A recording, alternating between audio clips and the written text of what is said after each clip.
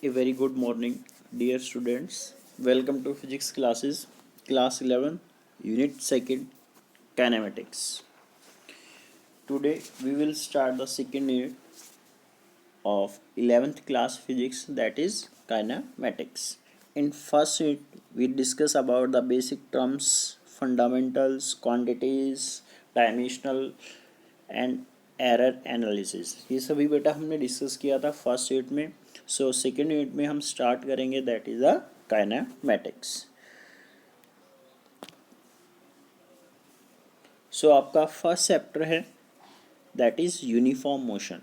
Unit second kinematics, first chapter that is uniform motion. Basically बेटा आज हम यहाँ पे बेसिक टर्म्स यहाँ पे डिस्कस करेंगे इसके काइनेमैटिक्स के. सो फर्स्ट हम आता है व्हाट इज मैकेनिक्स. मैकेनिक्स क्या होता है? It is the branch of physics in which we study about the motion of the objects. Mechanics के अंदर हम किसकी स्टडी करते हैं बेटा? ऑब्जेक्ट्स की स्टडी करते हैं जो कि किस में होगा? मोशन में होगा. That branch of physics is known as mechanics.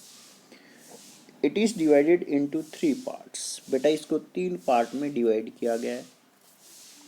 First one is static, second one is kinematics, third one is dynamics. Clear है? मैकेनिक्स को कितने पार्ट में डिवाइड किया हुआ है बेटा? 3 पार्ट्स में डिवाइड किया हुआ है मैकेनिक्स को. और मैकेनिक्स होता क्या है? It is the branch of physics in which we study about the motion of the object. It divided into 3 parts. First part is kinematics, first part is statics, second is kinematics, third one is dynamics. Statics. In statics objects is at rest. Statics में क्या होगा बेटा? Object किस में होगा? Rest पे होगा. Point clear है? सो स्टैटिक्स में हम स्टडी करते हैं किसकी? ऑब्जेक्ट जो कि किस पे होगा बेटा? रेस्ट पे होगा. Second is kinematics. It is a branch of mechanics in which we study about the motion of object without considering the cause of its motion. देखिए kinematics में क्या होगा? It is a branch of mechanics. किसका branch है बेटा? ये mechanics का branch है. In which we study about the motion of object. जो भी ऑब्जेक्ट है उसका जो मोशन होगा उसके बारे में हम स्टडी करते हैं विदाउट कंसिडरिंग. मतलब हम क्या कंसिडर नहीं करते हैं? The cause of its motion. कि जो मोशन आया बेटा वो बॉडी में किस वजह से आया, उस कॉज को कंसिडर किए बिना जो हम स्टडी करेंगे, that branch is known as kinematics. Point clear है बेटा? सो इन स्टैटिक्स ऑब्जेक्ट किस पे होता है बेटा? रेस्ट पे होगा आपका. Kinematics it is the branch of mechanics in which we study about the motion of object without considering the cause of its motion. कि मोशन आया वो किस वजह से आया, उस कॉज को हम कंसिडर नहीं करते. Third one is dynamics. It is the branch of mechanics in which we study about the motion of object with considering the cause of motion. तो डायनामिक्स में क्या होता है बेटा? हम स्टडी करते हैं किसकी? About the motion of object. Motion of object के बारे में ही स्टडी करते हैं विद कंसिडरिंग. अब यहाँ पे हम कंसिडर करेंगे द कॉज ऑफ मोशन. जो मोशन है वो किसकी वजह से हुआ है उसको हम कंसिडर करेंगे. तो बेटा काइनेमेटिक्स और डायनामिक्स में डिफरेंस समझ में है. In kinematics we study about the motion of object without considering the cause of its motion. कि जो मोशन हो किस वजह से आया उसको कंसिडर नहीं करते हैं काइनेमेटिक्स में, लेकिन डायनामिक्स में हम उसको कंसिडर करते हैं. और स्टैटिक्स में क्या होगा? Object at rest. तो फर्स्ट हम यहाँ पे आपका बेसिक आता है what is rest. When object does not change its position with respect to time and space is called object at rest. अगर कोई भी ऑब्जेक्ट है उसका क्या चेंज नहीं होता बेटा? उसका पोजीशन चेंज नहीं होता with respect to time and space. अगर टाइम और स्पेस के रिस्पेक्ट में, मतलब सिंपल से ऐसे बोलिए कि आपका कोई भी ऑब्जेक्ट है, अगर उसकी पोजीशन चेंज नहीं हो रही है with respect to surrounding objects, जो उसके साइड में ऑब्जेक्ट्स रखे हुए हैं टाइम के साथ साथ, तो आपका बोलते हैं हम कि जो ऑब्जेक्ट होगा वो किस में होगा, रेस्ट पे। मोशन का मतलब क्या होता है, when object changes its position with respect to time and space is called motion। अगर कोई भी ऑब्जेक्ट है उसकी पोजीशन चेंज होती है with respect to time and space, तो हम उसको क्या बोलते हैं बेटा, मोशन में बोलेंगे। अगर किसी भी ऑब्जेक्ट का पोजीशन चेंज होगा टाइम के साथ साथ with respect to surrounding objects और स्पेस बोल लीजिए, तो हम बोलेंगे बेटा उसका वो ऑब्जेक्ट मोशन में है। अगर उसका पोजीशन चेंज नहीं हो रहा है तो हम बोलेंगे बेटा वो किस पे है, रेस्ट पे है। पॉइंट क्लियर है दोनों टर्म।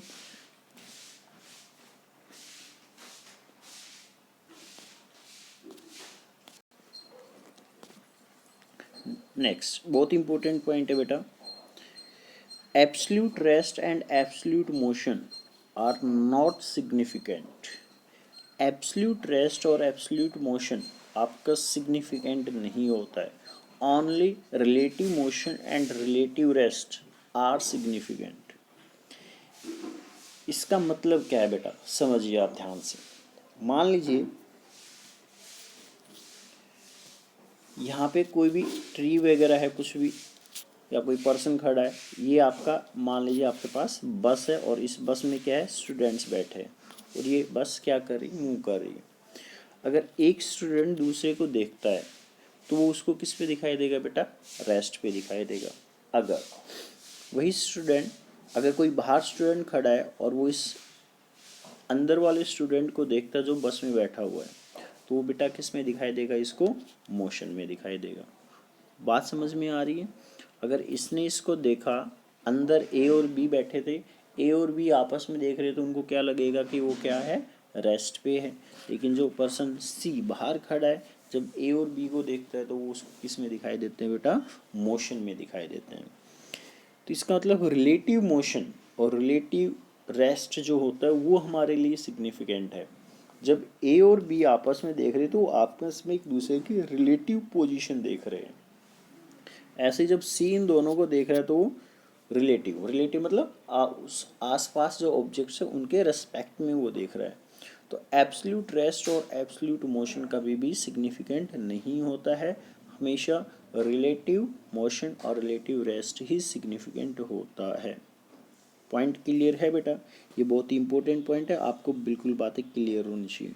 तो बस में जो ए और बी बैठे थे उनको तो रेस्ट में लगेंगे वो आपस में, लेकिन जो पर्सन बाहर खड़ा है सी, उसको वो किस में दिखाई देंगे, मोशन में दिखाई देंगे।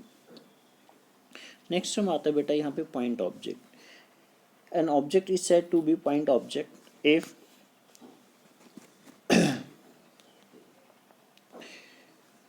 if it cover large distance if it covers large distance compared to its own size। कोई भी ऑब्जेक्ट है उसको पॉइंट ऑब्जेक्ट कब कहा जाता है, पॉइंट ऑब्जेक्ट का मतलब समझिए क्या होता है। An object is said to be point object when it covers a large distance, जब वो बहुत ही ज़्यादा डिस्टेंस ट्रेवल करता है, लार्ज डिस्टेंस कवर करता है with respect to as compare to its own size. मतलब सिंपल से वो अपने साइज के कंपैरिजन में जब बहुत ज़्यादा डिस्टेंस कवर करता है तो उस तरह के ऑब्जेक्ट को हम क्या बोलते हैं बेटा, पॉइंट ऑब्जेक्ट कहा जाता है। पॉइंट क्लियर है। When an object covers a large distance as compare to its own size, that object is known as point object। For example, earth is considered to be point object because its volume is large distance compared to its own size।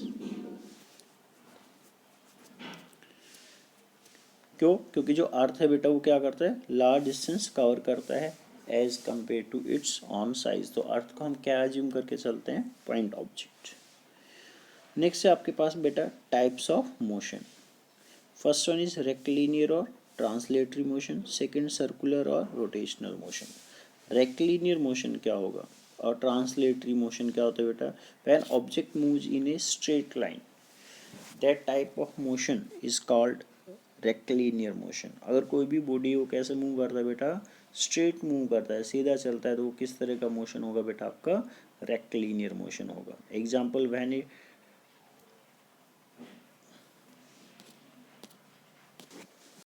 A block slide over A shape, जैसे मान कोई भी object अगर वो straight line में travel करता है तो वो किस तरह का मोशन होगा बेटा? Rectilinear motion. जैसे ये कोई भी इंक्लाइन है और इस इंक्लाइन पे क्या रख दिया बेटा आपने? एक ब्लॉक रख दिया, तो ये ब्लॉक क्या करेगा? क्या रखा है बेटा आपने? ब्लॉक रखा है किसके ऊपर? इंक्लाइन, तो ये ऐसे स्लाइड होता हुआ आएगा, तो ये किस तरह का मोशन होगा बेटा? रेक्टिलिनियर मोशन होगा। पॉइंट क्लियर है? नेक्स्ट आपके पास है, सो रेक्टिलिनियर और ट्रांसलेटरी मोशन क्लियर है। इन रेक्टिलिनियर और translatory motion the motion of particle is parallel line that cover equal distance. क्या है इसका मतलब? इसका मतलब बेटा, इसका मतलब ये था motion of particle is parallel line that cover equal distance. जो मोशन ऑफ पार्टिकल होगा वो पैरेलल होगा जो उस लाइन के जो इक्वल डिस्टेंस ट्रेवल करेगा। जब हम रेक्टिलिनियर मोशन की बात करते हैं तो बेटा हम उस ऑब्जेक्ट को ना पॉइंट ऑब्जेक्ट कंसिडर करेंगे। अगर वो ट्रांसलेटरी मोशन होगा तो एनी लार्ज बॉडी हो जाएगा वो। पॉइंट क्लियर है?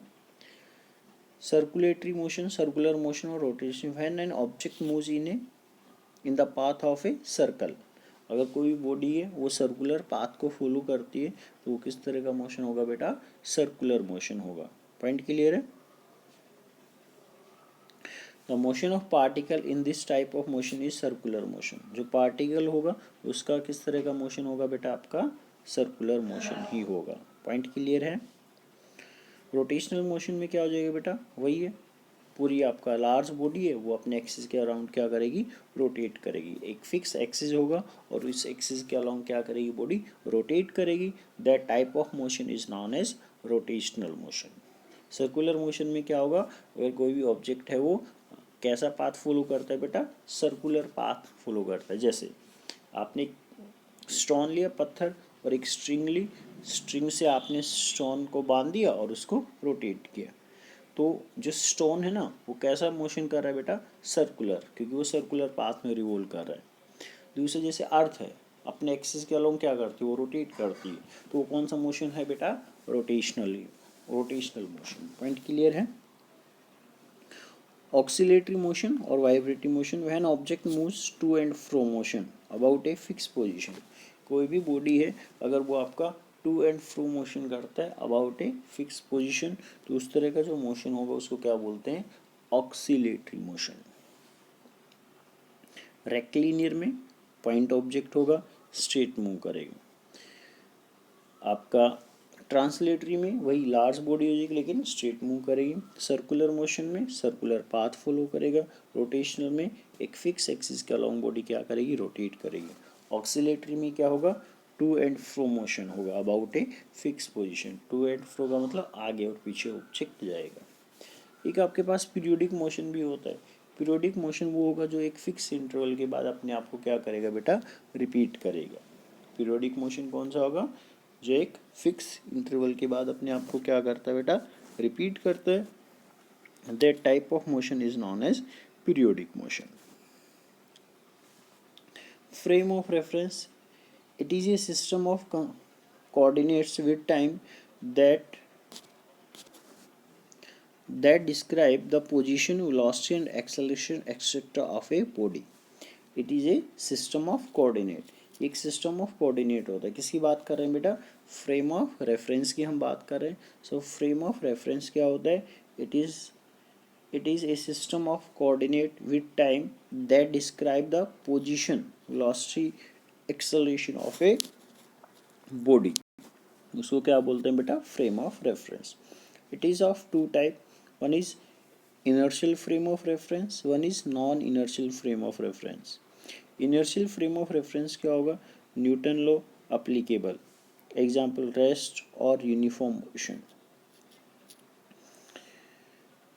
इनर्शियल फ्रेम ऑफ रेफरेंस वो होगा जिसमें बेटा न्यूटन्स लॉ अप्लीकेबल होगा। Non inertial frame of reference क्या होगा? In which Newton's law not applicable, जिसको हम क्या बोलते हैं, एक्सेलरेटेड ऑब्जेक्ट। जैसे आपका कोई भी कोऑर्डिनेट सिस्टम होता है, आपने पहले भी 10th क्लास में पढ़ा होगा। ये मान लीजिए एक्स एक्सिस है, ये वाई एक्सिस है और ये जेड एक्सिस, ये ओरिजिन है। तो एक्स वाई और जेड इस तरह से आपका रिप्रेजेंट किया जाएगा। तो ये तो आपका क्या है, कार्टेशियन कोऑर्डिनेट बोलते हैं इसको। Type of motion on the basis of dimensions, type of motion और भी टाइप है, जैसे one dimensional motion. One dimensional motion क्या होगा, जिसके अंदर क्या होगा, जिसमें बेटा आपका एक ही कोऑर्डिनेट चेंज होगा आउट ऑफ थ्री कोऑर्डिनेट है ना। थ्री कोऑर्डिनेट कौन कौन से, एक्स वाई और जेड, लेकिन तीनों कोऑर्डिनेट में से ऑब्जेक्ट क्या करेगा आपका, एक ही कोऑर्डिनेट के अलोंग मूव करेगा, एक ही कोऑर्डिनेट चेंज होगा विद रिस्पेक्ट टू टाइम। उसको क्या बोलते हैं बेटा, वन डायमेंशनल मोशन कहा जाता है। ठीक है, पॉइंट क्लियर है। इस तरह का जो मोशन होगा उसको क्या बोलेंगे हम, वन डायमेंशनल मोशन, जहाँ पे एक ही कोऑर्डिनेट चेंज होगा। जैसे आपका मान लीजिए कोई भी बॉडी है आपका, वो स्ट्रेट मूव कर रही है अलॉन्ग एक्स एक्सिस, तो सिर्फ वहाँ पे क्या चेंज हो रहा है बेटा, एक्स कोऑर्डिनेट ही चेंज हो रहा है। मान लीजिए body along Y axis move कर रही है, तो सिर्फ वहाँ वाई एक्सिस ही चेंज हो रहा है। इस तरह का जो मोशन होगा। टू डायमेंशनल मोशन क्या होगा बेटा, जिसमें दो कोऑर्डिनेट चेंज होंगे। क्या चेंज होंगे बेटा, दो कोऑर्डिनेट। तो उस तरह के मोशन को क्या बोलते हैं, टू डायमेंशनल मोशन। जैसे कोई भी स्टोन है, हमने थ्रो किया कहाँ से, एक बिल्डिंग के ऊपर से। तो बिल्डिंग के ऊपर से जब हम थ्रो किया तो वहाँ पे एक्स एक्सिस मतलब उस थोड़ा सीधा भी चलता है, फिर नीचे भी आता है। तो क्या होता है वहाँ पे, एक्स और वाई दोनों एक्सिस, दोनों कोऑर्डिनेट वहाँ पे चेंज होते हैं, इसलिए उसको टू डायमेंशनल मोशन कहा जाता है। एक थ्री डायमेंशनल मोशन होता है बेटा, उसके अंदर आपके तीनों कोऑर्डिनेट चेंज होंगे, एक्स वाई और Z. That is the three dimensional motion. One dimensional में एक कोऑर्डिनेट चेंज होगा, टू डायमेंशनल में दो कोऑर्डिनेट चेंज होंगे, थ्री डायमेंशनल में बेटा आपके तीनों कोऑर्डिनेट चेंज होंगे। क्लियर है बेटा।